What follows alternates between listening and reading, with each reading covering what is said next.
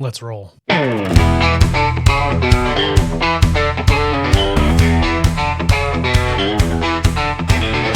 Hello and welcome to the Must Read Alaska Show. Here you get relevant and timely content you won't find anywhere else. You can learn more by going to mustreadalaska.com, and this show can be found on YouTube, Facebook, X, and your favorite podcast site. Let's talk truth about politics, the economy, and all things Alaska. Now, the host of the show, former state legislator, combat veteran, small business owner, and all-around great guy, Ben Carpenter.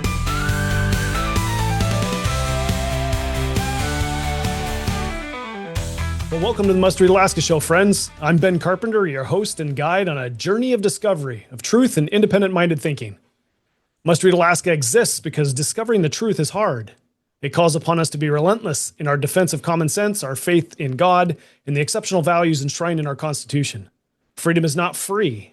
It is not for the timid. It is not secured by the weak of heart or mind. Maintaining freedom requires every one of us to be alert to daily encroachments on our liberties and on the grand deceptions of those seeking power and control over others. Every generation must pledge their life, their fortune, and their sacred honor, and we must never take our freedom for granted. We are not anti-government. We are pro-government, of the people, by the people, and for the people. And today, Senator Shelley Hughes has joined us. Shelley represents the Palmer and Mat-Su area in the Alaska State Legislature and is currently a gubernatorial candidate for this great state of Alaska. Hello, Shelley, and welcome to the show.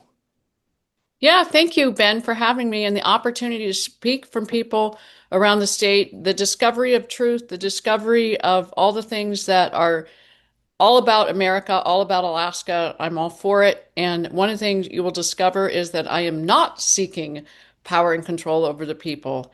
The foundation of our republic is not about that. Our elected leaders are to represent the people and it's a two-way street with the republic, right, Ben? We listen and then we take action based on the input of Alaskans. And that I have demonstrated that throughout my time in the legislature.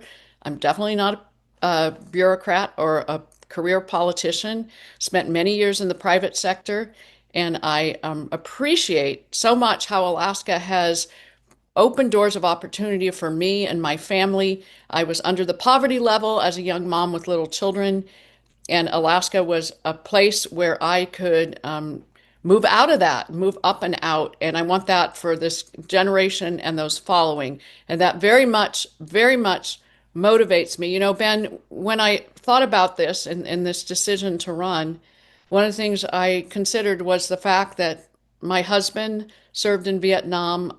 My sons and sons-in-law put their lives on the line to serve. I have a grandson now serving. And I thought, you know, if they can step up with that level of sacrifice, the least thing that I can do is step up and serve the people of this great state of Alaska and help ensure our freedoms, help ensure our prosperity, and help pave the way to more new opportunities, which really are on the brink, and it's exciting. But we're going to need someone who can hold the line. We're going to need someone with knowledge of the issues, with understanding of every region of the state, which I have because I've lived in virtually every region of the state, and someone that when the voters select me for governor, they will know without a shadow of doubt, Ben, that when I will do what I say. So I have had plenty of opportunity to say one thing during a campaign and flip on it, and I haven't done it. And I will not do it as governor. I will stay true to the people of Alaska and to my word. And I think that track record of mine helps prove that. And at the same time, Ben, I have to step back and realize that the accomplishments and things that I've done for the state of Alaska, they haven't been by myself. They've been working with my colleagues in the legislature. And even though I'm a conservative, a true conservative, I have worked with people across the aisle successfully. But when I do it, I don't compromise away my values and my principles. I do not forsake them. I stick to them, but I still find points of consensus, and we've gotten things done. Some major things, like the Alaska Reads Act is an example. That was my bill originally, and I saw the opportunity and worked on the strategy to make that happen. I worked with a Democrat in the House a few years ago to toughen our sexual assault criminal laws. And I could give numerous other examples like that. So although I am very conservative, I know how to work with others. There's not a legislator right now who is not welcome in my office. There's not an office of another legislator that I can't walk into. So I think that's really important. When we select the person to be the governor, we want to be able to get good things done. And I have a track record of doing that, and I hope Alaskans will consider me. I know the issues like the back of my hand. There's so many things. There's big issues for sure, but there are also little issues that come along the way. In my time in the House and in the Senate, I've been exposed to those and know how to work through them and get things done. So I'll take a breath there because you probably have a question or two. Yeah, well, I do, and I think this podcast is going to reach areas of the state that maybe you don't normally get to. So I thought, why don't you introduce yourself to the audience that maybe they haven't met you before, haven't had the opportunity to meet you, and who is Shelley Hughes? Who is Shelley Hughes? Well, I'm not going to I'm going to tell you right off the bat how old I am. Some people don't like to do that. I am 67 years old. I came up to Alaska as a teenager in the 70s to Southeast Alaska, lived on Chichikov Island, 3 miles from Hoonah, in a faith community. And some people will try to say, oh, it was a cult. I will tell you right off the bat, it was not a cult. We were free to come and go. And I love the people and stayed in touch with many of them. I taught in the private school there for 4 years. I know many of those young people now grown up, not too much younger than me, who are very successful as professionals. So I'm very proud of that. And it was a great place to start because we lived without running water, without electricity, without plumbing. We heated our cabins with wood stoves, cooked over wood stoves, had outhouses, the whole 9 yards. And it was a very Alaskana experience in fishing, hunting, eating venison down there in Southeast, picking berries, growing our own food as much as we could. It was a wonderful experience and introduction to the state. And then after I was there for, it was 5 years, I moved up to Bethel. My husband was working for the Yukon-Kuskokwim Health Corporation, supervising health aides in 50 villages. Had a great time there. By then I had, I had 2 children by then. Then we moved up above the Arctic Circle to Fort Yukon, where my husband was medical director, and also for a season in Fairbanks, where my 3rd child was born. Next stop in our great tour of the state of Alaska and learning about it and loving every region, we moved down to the Kenai Peninsula to Seward, where my 4th child was born. And then finally in 1990, we settled in Palmer, Alaska, and we've been here, I guess it's been 35 years. It's been a great place to raise the family, but we enjoy all the parts of the state. And I tell you, Ben, when you live in different parts of the state, part of your heart stays there and you really care about it. And one of the things that I've been very passionate about is education throughout our state, because my children went to public schools around the state. And I know how important it is for every child to have an opportunity, and they need an excellent opportunity, excellent education actually to seize that opportunity. So that's one of the many issues I've worked on in the legislature, and I'm very concerned about, and would continue that in as governor.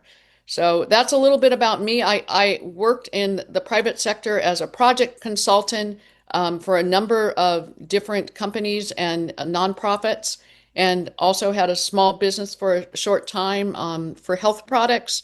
What else did I did? I worked in the medical area in the private sector for the Primary Care Association. And, but you know what I'm most proud of, Ben, doing in the private sector? What's that? This may throw people for a loop. I was a stay-at-home mom for over 20 years. Now, I worked a little bit of part-time remote from home, but I am most proud of that accomplishment. I have 4 children who are all incredibly successful in the private sector themselves. Well, one is Air Force. So yeah, and he's a pilot, but he's also an attorney. He's preparing for that time after the Air Force. I have a daughter who's a physician.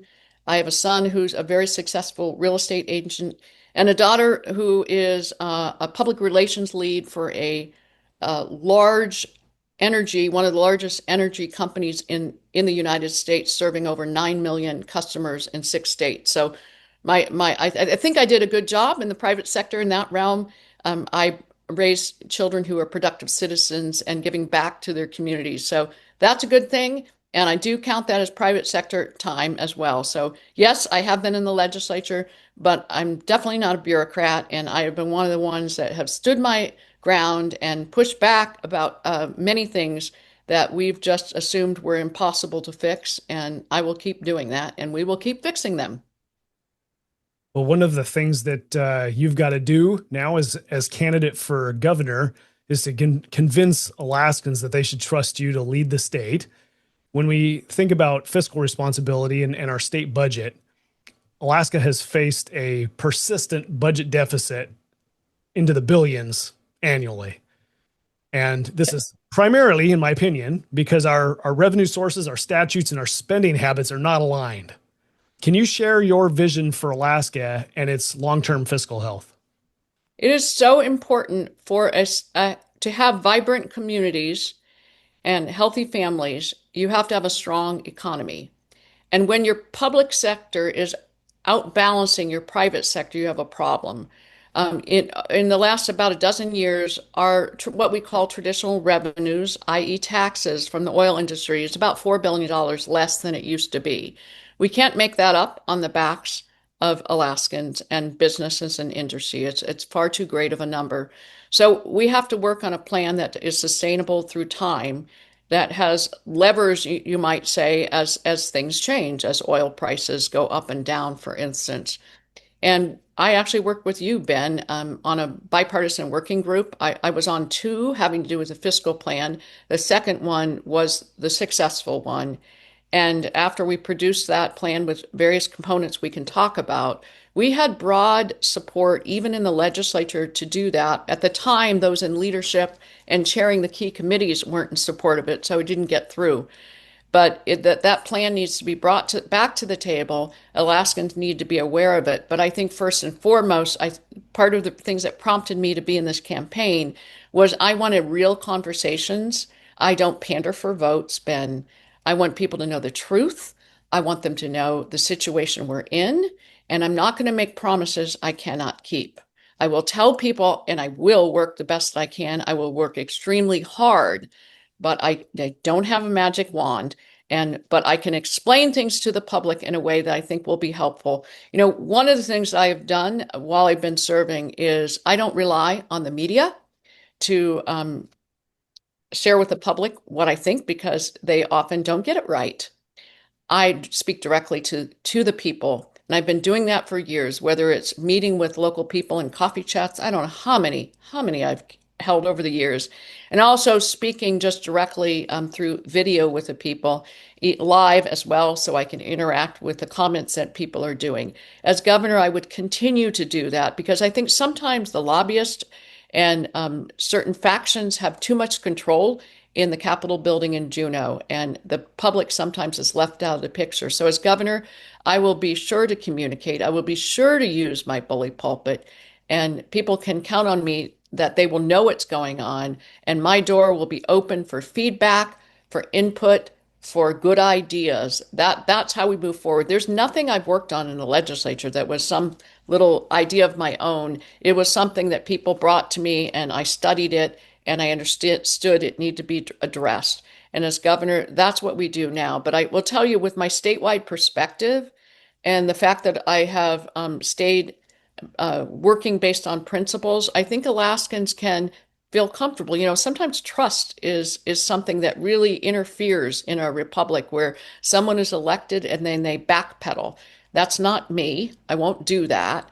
And I think on the fiscal situation that you brought up, it's one of those things we have to a real conversation, and we have to understand. And do you want to talk about those components, or? Well, I think one of the main dividing issues that I have seen in my time in the legislature concerning the fiscal policy of the state is this intractable PFD problem that needs to have a solution, but we continue to fight over it every year.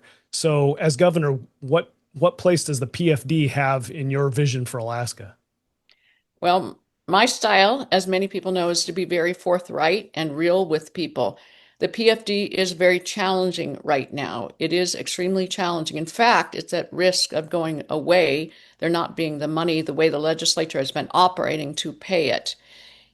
When we go back to the early 1980s and even back to statehood, when we were accepted into the Union, I'll mention that first. I don't feel like we came in on equal footing compared to the rest of the state, and I would fight that all the way up to the U.S. Supreme Court, and I would be looking for an Attorney General that would do that, because not only did we give away 63% of our land to the federal government, which is far higher than other states. New York, less than 1% of their land is owned by the federal government. So I think we have some room to take back our state right to more of our land that would help with the fiscal situation. But also, we gave away our subsurface rights as individuals, which is very unique among the states. And it was a little while later in the late 70s and 80s where that became a reason where the permanent fund was established, and the PFD would be something given to Alaskans in lieu of not having our subsurface rights. Now, that wasn't at statehood. I'm not going to try to twist that and make people believe, but that was part of the reason why it seemed to make sense, and it still makes sense today. However, the way the formula was written is it would be quite large. I would love it if we could pay out that. We aren't fiscally in a situation. We have tremendous work to get our fiscal house in order. But I believe it is part of our economy, the annual PFD. It's part of our culture. And because we don't have subsurface rights, I think it does make sense. And I can't do it alone, though. It takes work with the legislature. So I'm not going to go out there and promise you that you're all going to elect me and you'll get a big PFD. I can't promise that.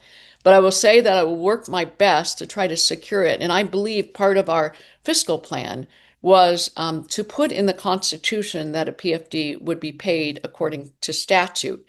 Now, would the statute be changed? Well, there would be the ability for it to be changed.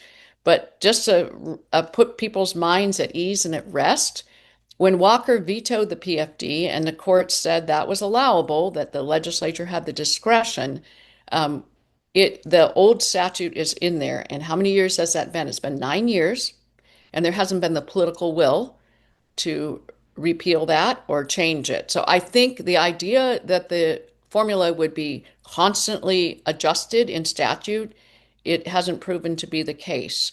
Another thing that I would like to see is to remove actually routing the PFD once a statute were settled upon. Instead of routing it through the budget process where it can be played with, is have it be directly channeled to the Department of Revenue to issue the PFD checks like it was for a number of years. Do you happen to remember, Ben, when they switched it and they went to the budget process? I don't remember what years, but there were more years that it wasn't that way, I believe now. We may have crossed the tipping point. But I think that's a smart way to do it. If you say a PFD shall be paid according to the statute in the Constitution, and it shouldn't be interrupted by the legislature, and there would be no reason to do that. And I think that would give Alaskans some assurance. You know, one thing about the PFD is every dollar from a PFD spent in the private sector has a greater multiplier effect. It happens to be when you have a family with each receiving a PFD, it is a great boost to small business owners. And our small business owners are moms and pops. And so the average loan that a small business owner is seeking to increase something in their business is about $10,000. So if you have a family that's receiving a decent PFD, that really helps in that way. So we see private small businesses benefit from the PFD. So that is something to really consider, and a diversification of our economy and expansion of our tax base is also part of what we need as a fiscal plan. So, yeah. I think that's a great segue into the next topic that I think that is important for you to address and for Alaskans to understand. We've got this issue in the legislature every year that we fight over how to spend the oil revenue. We fight over what spending reductions to make or not to make. Maybe there are additions that are being made in spending. There's been an overwhelming opposition to any new taxes. it looks like 100% of the permanent fund earnings is going to be spent to help pay for state government if we don't do something else. And that something else is either we have to have new revenue or we have to have significant cuts to alleviate the pressure on the dividend. So concerning the Alaska's private sector economy, what do you think needs to be done to boost that economy and connect that economy better to the decision making that happens within the state budget? I think number one is a constitutional spending cap. Right now, industry and business is always concerned that the legislature is going to come chasing them down, increasing, adding new taxes. If we had a spending cap, that gives them more certainty that investing in our state, expanding their footprint and their work economic activity won't be inhibited in another year or two by our adding a new tax or increasing taxes. So a spending cap, we have an old one that's in the Constitution right now, but it is meaningless. It's way too high. I think we need a reasonable one. I would like to have some leverage or leverage isn't right, maybe the word valve, so that if in a time when our savings are built up and our the revenues are such that we have extra, that we can put that into capital infrastructure. We are a very lean state when it comes to infrastructure. Look at a map of Alaska, very few roads. So I wouldn't want to reduce that capital budget in a way that would be harmful. Right now, that's really where the legislature initially went, is cutting the capital budget. I think it's been wrong as the operating budget has really not been sized down. Now, there were some cuts this year by virtue of the fact there was very little money. So that was a new thing. But as far as the reductions, you and I have worked on something called the Sunset Commission. Some of your listeners may know what that is, but I'll try to explain it quickly. It is a mechanism that has worked well in other states. And so I filed a bill a few years ago, modeling it after that, after researching and studying it. And what it would do is there would be an independent, objective audit team set up, made up of private individuals with business and finance experience, people who know how to run a lean, mean machine in the private sector. And they would not be under the jurisdiction of the governor or the legislature, but they would provide reports in bill form. So not just a report that collects dust on a shelf, but an actual bill with their recommendations to make agencies streamlined, efficient, effective, delivering services to Alaskans the way they should, to do things in a timely fashion without delays. Maybe getting rid of duplicative things happening in different agencies, just how to make our government more responsive and responsible to the people, to the taxpayers. And those recommendations would go into bill form, at which time the legislature would have two choices. They could ignore the bill, and the agency that the bill was about would sunset. Thus, it's called the Sunset Commission. More likely, if it's an agency that actually provides services that Alaska needs, the legislature would take that bill up. They could change the language and pass it. It wouldn't have to be identical to what these objective audit team would recommend. But we've seen in other states, the rate of recommendations that are taken up by the legislatures are usually 80-90%. So you're making a more efficient, effective government and reducing costs. And, sometimes things were set up in the 70s and 80s, made sense back then, but they've outlived their useful life and it's time for them to go. Sometimes we might discover an agency actually is understaffed and it's taking far too long for them to meet their constitutional obligation and statutory obligations. So we might need to add a staff person in that office or add improved technology to make things more efficient. So the Sunset Commission is an important part of a fiscal plan. I think that is something we could get bipartisan support. One of the things as our legislative auditor will audit different things like boards and commissions.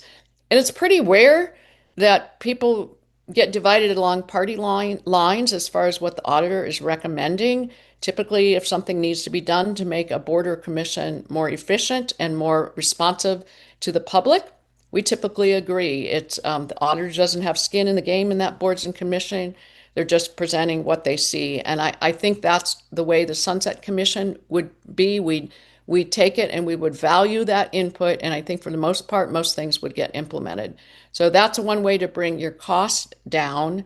We can talk, this wasn't really discussed in the fiscal plan, but the economic diversification and expansion of the tax base for me as a Republican is ultra important and really where it needs to happen. And there's so many opportunities. We're on the brink of some of those that we know about. There's potential for more that haven't been discussed yet. But I think, back a few decades ago, we were on the brink, and then we realized the big oil boom and what that meant for our economy and what that meant for jobs. There are other things now that we also are on the brink of that could actually potentially together could be as great of a thing as the oil boom was for it. And that's another reason to get the fiscal plan in place now, because if we have another boom, we want to make sure that we don't waste it away and not be in a place repeat what the bad history we've done. They've been talking about fiscal plans, I think, since the 90s. So it's been, more than 30 years, and I think it's time that we do it. I would look forward to working with the legislature on that. Again, I can't do it by myself. It takes work with the legislature, but as a consensus builder, that track record, I think we could get some things done, and I think we would have forward movement. It seems like every time in the past where we've had maybe a low price of oil or the production takes a dip and the legislature, the public says, hey, we need to do something. By the time we get around to the discussion, the price comes back up or the quantity down the pipeline comes back up and we're saved by oil money again. The diversification of our economy away from just an oil-based economy seems to be the large overriding goal or thing that needs to happen. And one of the things that's preventing that is a high cost of living, especially when it comes to energy. So what's the vision here for how to reduce the cost of living and reduce the cost of energy for Alaskans and for Alaska businesses, making it a better place to invest in doing business in Alaska? Well, I think most Alaskans understand that affordable energy is key to expanding our economy and having a strong economy. And let me just say, too, we're not talking about money going out to, nonprofits and things from the state capital, that you're just stirring around money. You're not growing the economy one bit when you stir around dollars within the state. It's new dollars coming into the state. And expansion of the tax base is part of that. It's new players, new businesses, new industries coming in. And that's what we need to focus on. And fundamental to that is affordable energy. And of course, we've heard a lot about the gas line. There have been other suggestions of shipping it off the North Slope. But what we do know is that we have allied neighbors who are hungry for our gas. They need it. And we've got lots of it. So getting that gas to market is very important. That's going to be an export, right? So that's when you're bringing new dollars into the state. But simultaneous to that, the cost per kilowatt needs to be low enough for the expansion of industries in our state. Will that gas line help, or however we end up doing it? Yes, it definitely will.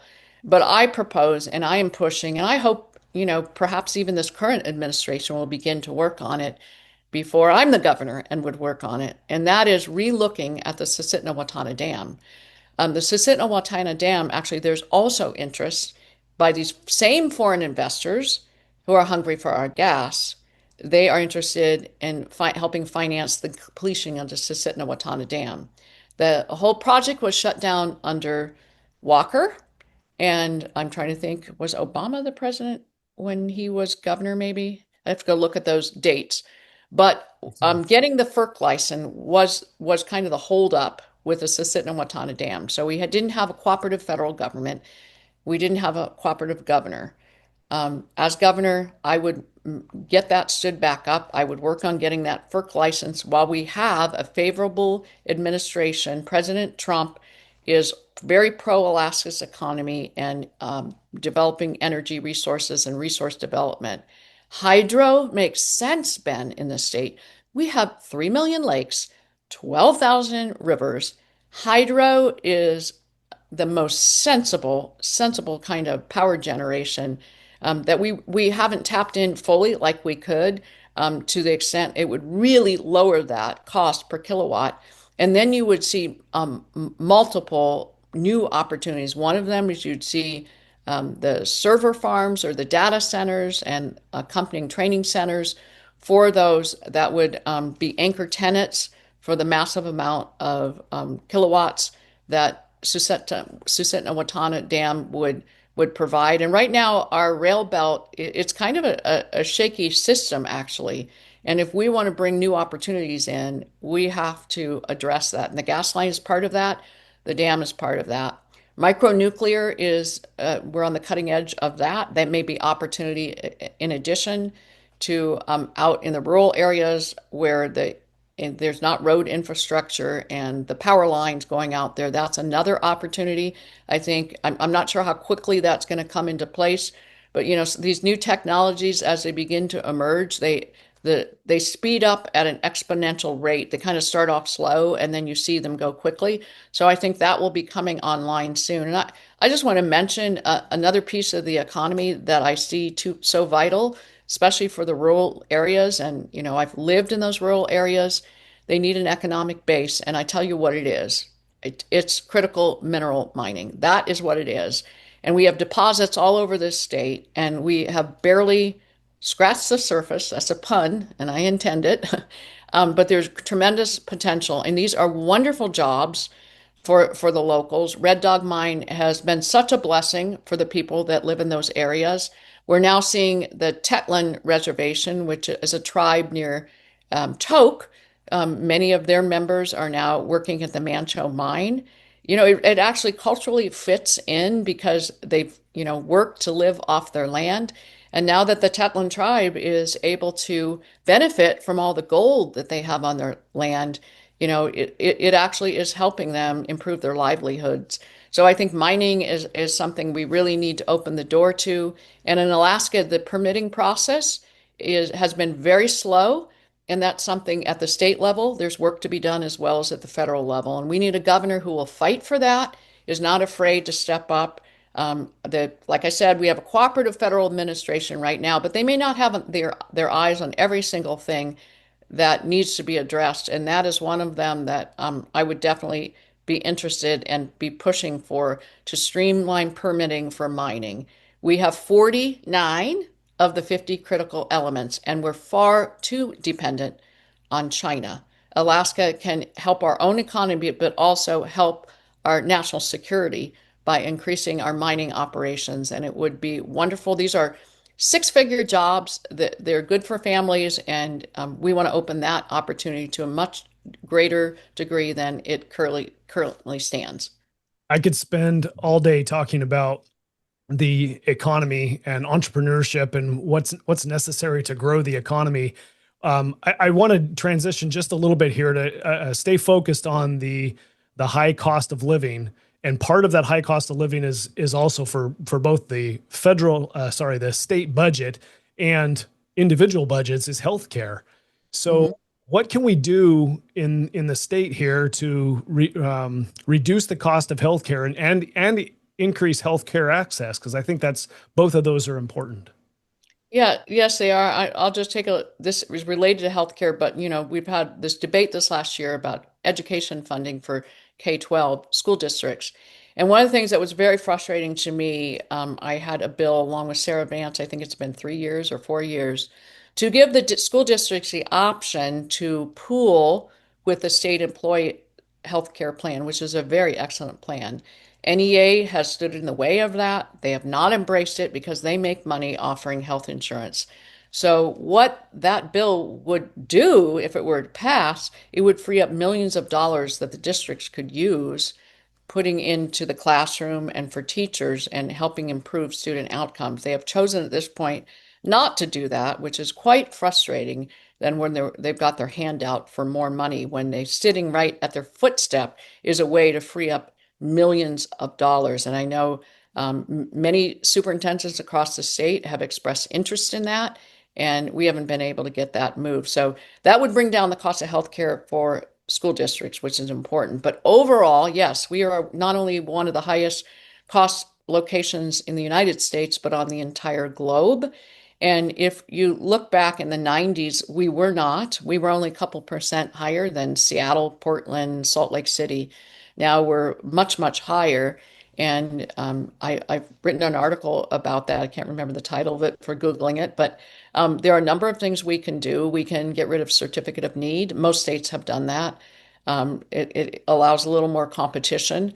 One of the things is that's worked in other states, and I've had the bill also. There's some interest in it, is the Right to Shop Act, which we've all heard about price transparency. And there was a move even at the federal level and at our state level a number of years. But guess what, Ben? That hasn't moved the needle. Part of it is the prices that the health facilities post aren't very user friendly. They don't really tell someone what it's going to cost to get their knee surgery or for some procedure, or even, the visit and their blood work and any other things that might be prescribed. It's very difficult. So the right to shop is something that would not disrupt our healthcare system and cause it to tumble. It would be a gradual nudging down of healthcare specific to Alaska. And what it would mean is the insurance companies, they are already now required by the federal government to help make those prices more user-friendly, to provide tools where people can look things up. And so my proposal pairs up with that, in that a person would be able to contact their insurance companies and say, hey, I've got rotator cuff. I'm supposed to be getting a surgery, and I'd like to know what the different costs are depending where I go. And the insurance company would provide that. And the average cost of that procedure, if the patient consumer were to pick a provider that charges less than the halfway point, the average cost, that difference. So I have no clue what a rotator cuff surgery costs, but let's just say it's $20,000, all costs included, hospital, everything. And that's the average cost, and the highest cost is 25, and the lowest cost is 15. So you got about a $10,000 range there. If the consumer wanted to pick someone lower than 20, like say someone who's charging 17,000, that difference of 17 and 20, that $3,000 savings, that consumer would receive part of that savings. And so would the employer, if the employer is providing that insurance, because we want employers to encourage patient consumers, their employees, to shop. So that $3,000, $1,000 would go to the patient, $1,000 would go to the employer, and then the insurance company would not have to pay it. They'd save that $1,000, which would help them in the administration of that mechanism. So we've seen it work in other states. It's optional for people, but it does encourage people actually to shop when they can get a check for the shared savings. So that is one idea. And what you have to do with that is you expand the providers to not just in the state, but out of the state too. If some people don't want to travel, some people are willing. One of the pushbacks that we're hearing from the medical community is that it's promoting low quality care. That's not true. Research shows that cost does not correlate with quality, and you can find high quality providers that don't charge as much as low quality providers. So the quality argument doesn't work on that, and it would be optional for individuals. I think would be a great idea. I think employers would love it. It would bring down their costs overall too, for insuring their employees. So I think there'd be benefits for the family, benefits for the employer, and families overall. I just think it's a good idea. And it's one of the things we hear from industry outside of the healthcare community, it makes it very difficult for them. It's a high between energy and healthcare. It's one of the things that keeps expansion of our companies and our private sector when those dollars are tied up paying for high power and high healthcare costs. So if we can use the healthcare cost to segue into this next topic and move into the education supporting teachers conversation. We know that the cost of healthcare is one of the high cost of healthcare is one of the things that that gets factored into union negotiations and just the overall cost of education.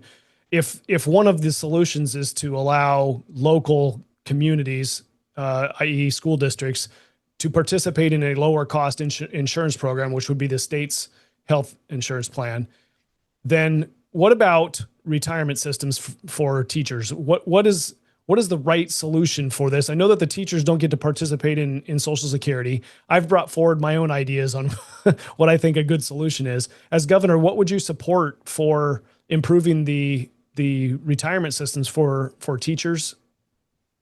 Yeah, they don't have the SBS. My understanding, and NEA can correct me if wrong, when we switched in 2006, Senator Bert Stedman was instrumental in that, from a pension plan to a more of a 401k system for public employees. For the rest of the public employees, they had a supplemental benefit system, SBS it's called, a separate account. And that was, the NEA chose not to do that for teachers. And if I were a teacher, I'd be angry at NEA because they have lost, individual teachers have lost hundreds of thousands of dollars of benefits because that was not set up.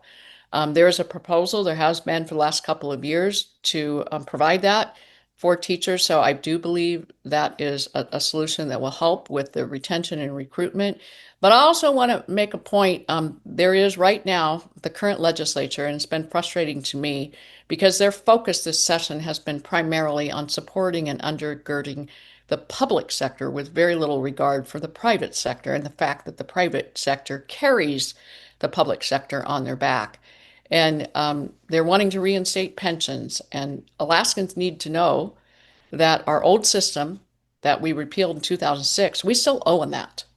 And it could be till 2040 before we even pay that off, the pre-2006. So reinstating that and starting that up again is not a good idea. And, I'm someone very interested in innovation and technology, and you need guardrails often.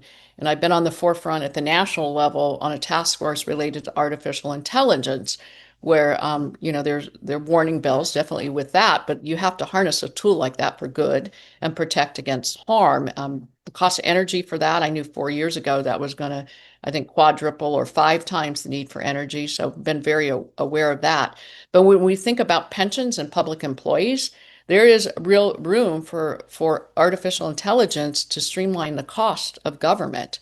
And it might mean in an office of 6, you need 1 less employee, right? So what you're going to see over time is you're going to may have fewer employees trying to pay for retired employees who are living longer and have higher health expenses near the end of their life. And that math does not work. So I think along with the SBS system, we just giving salaries that are adequate and competitive enough. We need certain expertise in government. We don't want the leftovers from the private sector when we want government to be run efficiently and effectively and well. So we need some good people. So I think looking at the salaries, looking at the SBS, those are very important things. And then we just need to be real, because there's so much research out there that young people do not want to stay in the same job for 30 years ago. Decades ago, someone would get a job in the same factory where their dad was, and they'd be there for 30 years until retirement. That is not the case. Young people like to change it up a little bit. This generation, I'm not just talking those coming out of high schools, I'm talking about those in their 30s and 40s. That is the generation, that is our workforce. And we have to trying to use golden handcuffs to lock them into a job by offering a pension that is going to sink the ship, is going to overburden Alaskan families. That doesn't make sense. We have to think of alternative ways to make sure we have excellent teachers and that we have excellent employees with expertise in state government. One of the issues, and this is changing the subject for a minute away from cost of government and cost of healthcare, but does lead us to a conversation about making sure that our government is responsive. One of the issues that's kind of flirting around at the periphery of public consciousness right now is this issue with grand juries. There's been many allegations, and I've spoken about this, I've written about it, I've conducted interviews about this.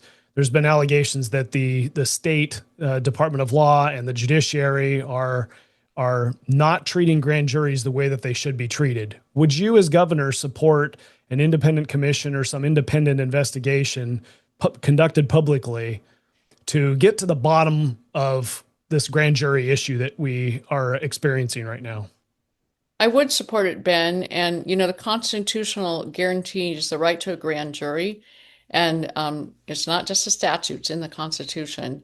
And we have to uphold that. And if there's nothing to hide, those that don't want the investigation makes you wonder, doesn't it? So, yes, I would support that. And I want to say, I have many friends and actually siblings who are attorneys, and they are people of integrity. They're good people. So I'm not bashing that profession at all, but we need to make sure that things are being done properly and according to the Constitution. And I do have concerns. There are always two sides to the story, but overwhelmingly, there seems to be evidence stacking up showing that we have a true need for an investigation, and we need to get to the bottom of this. It shouldn't be the prosecutor, the attorney general deciding whether things are going to move forward when it's guaranteed in the Constitution. I think we need to kind of tease this out, see what's been happening, and set a process that is fair and right and constitutional for the people of Alaska. There was a recommendation made by the Alaska State Medical Board urging the legislature to restrict gender-affirming care for minors, citing risks and insufficient long-term evidence. I know that this is a polarizing issue, and there's critics around that argue the board lacked input from practitioners and others. As governor, what would be your approach to gender-affirming care for minors? First of all, that's an 80-20 issue. So the ones that don't agree with that are very on the fringe, on the edge, on the extreme on that one. And the science does back up that it is not proven to be safe. There are nations in Europe who have chosen to ban those kind of surgeries and hormonal treatment for minors. The evidence is there that should be the policy. So I do support that. And as a reminder, I had the Protect Girls Sports bill. When was that? 4 or 5 years ago, kind of before there was a tremendous amount of conversation about it. And we actually got it to the Senate floor, and it was unfortunately tabled, including by some people that people would be surprised. And it's unfortunate because we could have settled that matter. We're still hearing about the problems of that situation, whether it's in the locker room, the showers, the bathroom, or on the courts and the fields. That's also a common sense 80-20 issue. And by when I say 80-20, I think most people know what that means, but 80% of Americans, 80% of Alaskans agree with protecting girls in sports. They disagree with allowing a biological male in private spaces, and they disagree again on allowing treatments and medications and surgeries for minors for making such a huge life decision when their brains aren't fully developed, and they aren't ready to make that kind of decision. And it's devastating later in life for many individuals, regret it, and it's a very difficult and challenging situation for those adults now. There's an effort again during this election cycle to repeal ranked choice voting. I know that you've supported efforts to repeal ranked choice voting and the top 4 primary. Many people say this is an unnecessary and wrong way to conduct elections. Can you explain why you oppose ranked choice voting and what electoral reforms you would support as governor? I can, but before I do, I just want to go back and say that my heart goes out to these young people that are conflicted with their identity. My prayers are for them. It's a tough, tough thing. In life, we all have different challenges. Some people struggle with certain things in one area and another area. So this is not anything about, not caring for these young people. The very reason I believe we should follow the science on this and the young person should wait till they're adult is because I do care for them and I do love them and I do want what's best for them. So now moving on to RCV, ranked choice I voting. appreciate that because it's really important to not miss the human element of this. Yes. Minors are not fully adult; they're not fully developed, and we're talking about life-altering things that are permanent solutions to Yeah. might be a temporary problem. Exactly. So ranked choice voting, yes, I do not believe it is a good system. One of the main reasons is it disenfranchises voters. And I hear from seniors, I heard from seniors a lot, the recent elections where it was used, that was confusing. I heard seniors tell me they were not going to go to vote because it was too embarrassing to be confused and needing help with the ballot. That isn't right. Research also shows it disenfranchises those whose English is their second language. And anyone that maybe, we have a lot of elderly people that even in the rural areas who English is a second language, they maybe are really a little bit, even reading is difficult for them and all these things. It should be simple. This is fundamental to our republic, the ability for the voters to choose their elected officials. And a confusing system is just wrong when it disenfranchises people. The other reason, which a lot of people don't talk about, but I think is fascinating, is the way it works is those in the first round who pick the least electable candidates that are tossed out. Their votes, their second and third and fourth choices. So the ones who pick the least electable candidate, it is those people who end up choosing the winner in the end. Now, you could say, why did they choose the least electable candidate? Well, there could be multiple reasons. They could have maybe not done their homework and done eeny, meeny, miny, mo. They might go for the very extreme fringe candidates. Or they might be trying to play games to manipulate the system. Well, a ballot shouldn't. It should be free of playing games to the most extent possible. And the Democrats should have the right to pick their candidate. The Republicans should have the right to pick their candidate. Any party should have that right, and to have somebody else. If the Elks Lodge in one community, if their members are picking the board of the Elks Lodge in another community, that doesn't make sense. And it's the same way with the primary. The people who are like-minded on the issues should be able to pick their lead candidate. And so that just makes sense, and it also simplifies it to one person, one vote. We're gonna be able to have seniors come back to the polls.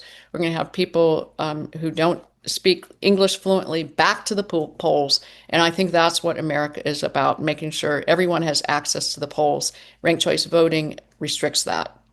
I appreciate that answer, Shelley. I'm a firm believer that the purpose of leadership is to help make things more simple, not more complex. And the thing that we did as a people made our election system more complex, and I think it's the wrong direction to go.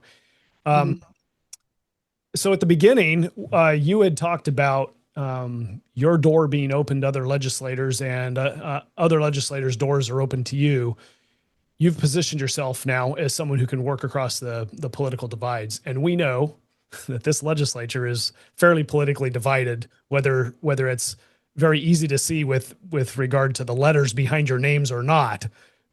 Can you go over again what your strength is in regards to being able to collaborate without abandoning your principles? That's what you say you're able to do. What's the evidence that shows that that's a true statement? Well, one of the skills that I knew was very important stepping into the role of representing the people of my district, and in many ways those around the state, because my decisions impact more than just the people in my district, was a skill of listening. And so that's one of the reasons why my door's been open, and people have my cell number. I meet frequently. I make myself available, is because it's important to listen. And then I take that skill when I work with others who are the decision makers, to really listen. What is it that is really important to them? And can I build on that and agree with that in a way that it won't abandon my principles? And I can give several examples of when I have done that.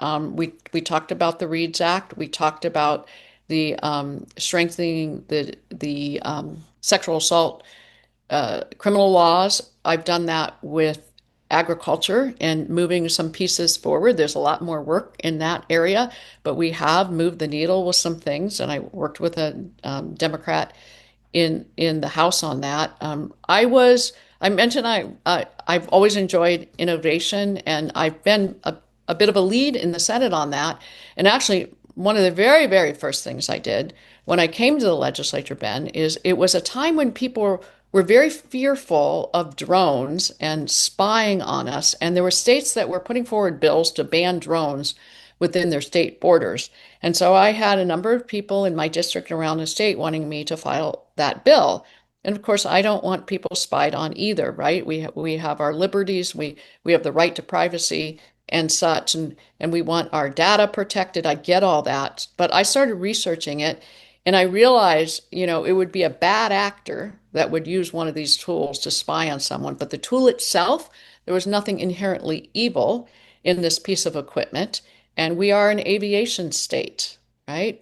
We have limited infrastructure, road infrastructure, as we discussed before, and massive land areas. And aviation has been so essential to our existence. And I started realizing how this tool could be beneficial in so many ways, whether it's inspecting pipelines on the North Slope so they don't have to shut down operations at the cost of millions and millions of dollars, whether it's managing wildlife. When you swoop an airplane down to count fish or to count bear or caribou, what do? They scatter. You bring a drone over, you can count that wildlife. So for wildlife management and for search and rescue, and even especially in bad weather, we don't want to send someone out for search and rescue where they also could suffer even death in that search, but sending out a drone, if the piece of equipment gets destroyed because of bad weather, we haven't lost a life, right? So I saw so much potential for benefit that instead of writing a bill to ban them, instead, I had legislation welcoming the industry to our state and setting up a task force to address the public concerns. And that is what we did. We had the task force. I chaired that for a number of years. Even before the FAA had really stepped up to really give guidance, we were making recommendations, and we were a model for other states with that. And when I did that, I will tell you, Senator Scott Kawasaki from Fairbanks, he actually was looking at I think he actually filed a bill to ban drones because he was hearing the same thing I was. And after hearing the hearings and the benefits, he actually ended up signing onto my bill and became the champion on the Democrat side for that. And as a result of that, we became one of the first 5 test sites in the nation that the FAA set up. And we're more advanced in our testing ability than any other state in the nation. And we don't have a huge unmanned aircraft industry, but we have a solid one. And companies and players in our state working in that industry because we were so welcoming. So that's an example, again, where I worked across the aisle. I worked on something that made sense for the private sector economy and to be a tool for government use. One of the things I got in an intent language in a bill way back then was that the Department of Transportation start using drones to inspect bridges and wherever they could to save money, then, sending, a team of people and climbing all over the bridge to see what's going on, how cost effective that is, and for troopers. And I am pleased today to say that the Department of Transportation does have a drones that they do use, and it is a cost saver for that department. Well, we're reaching the end of the time that we have for this episode. I'd like to give you the last couple minutes here to leave with our viewers what your final thoughts are on your candidacy for governor. So the floor is yours for the next couple minutes. Thank you.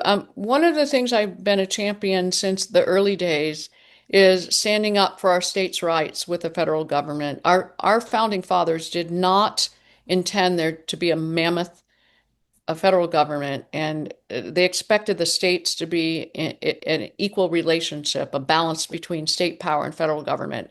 And that has gotten out of whack. So I am vice chair right now of the National Federalism Commission that has worked on that issue. And I intend to bring that knowledge and that fight to the governor's office. There are a number of things that we need to rebalance that actually will help the fiscal situation, ensuring the federal government, who recognizes the tribes in the U.S. Constitution as they do the states, that they meet their legal obligations as far as funding for some of the things. We've taken that way and we've turned it and put that burden on the state. And I want to revisit that and fight for what is legally and constitutionally should be coming to the tribes. And it's not to create division. It would not, because, for instance, there are federal dollars for transportation infrastructure that tribes can access that our State Department of Transportation could not. And the roads they would build with those dollars would be open to all of us. So that is one thing, standing up on the federal level. I have experience with that, and I will do that. And as we mentioned before, I have a strong track record of working across the political spectrum without forsaking my conservative values and getting many important things done that help our state. I have good relationships across the board with legislators and other thought leaders and experts in many fields. I don't claim to be an expert in anything, but my goal is always to listen and try to discern what is true and best. And that's one of the things, it's a daily prayer of mine that I can do that. And I think that my track record shows that I've been successful doing that, and I will continue doing that. And Ben, when someone chooses me as governor, I'll say choose Hughes, it rhymes. They will know what they're getting. They don't have to worry that I will change my way after I'm elected. I have a track record. I will stick with them, and people can trust that who they elect will stay true to who they've said what they would do in their stands. My regional knowledge gives me statewide perspective like no other candidate currently. And I know there are unique challenges, and I'm willing to work on those. We're one big state, lay it across the United States, and it'd be like dealing with the issues of a number of different states in the lower 48. We've got a big plate and a lot to do.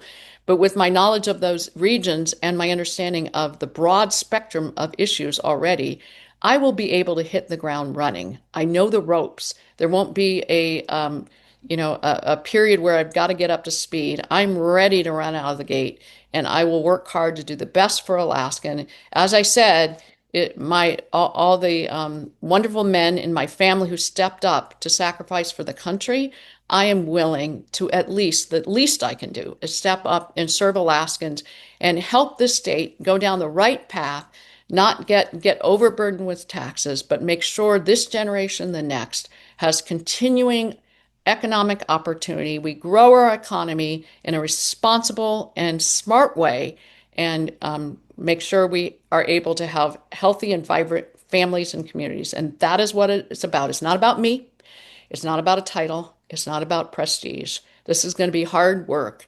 And Ben, I actually hesitated and didn't make a quick snap decision on this because I think it is going to be a hard term. You're going to need somebody solid who is a fighter and will stand their ground. And I've proven to be that. And I do believe I'm the best choice to be our next governor. And all those listening out there, reach out to me if you have ideas or questions. My website is alaskansforhughes.com. My cell number is 907-841-1634. This is going to be a grassroots campaign. I don't have millions of dollars in my back pocket like others, but I think that Alaskans are going to see who really has a handle on the issue and who is ready to run out of the gate doing the right thing. And that is the person you're looking at on this screen right now. So thanks, Ben. Thanks for closing us out. I was going to ask about the contact info. You're experienced enough to know that question was coming. I appreciate it. So thanks, Senator Hughes, for spending some time with us. Folks, if you like what you've heard and seen on this episode, please head over to mustreadalaska.com, click on the donate link, help us to keep the lights on and keep moving forward with bringing exciting and informational guests to you. Until next time, Alaskans, stay frosty out there.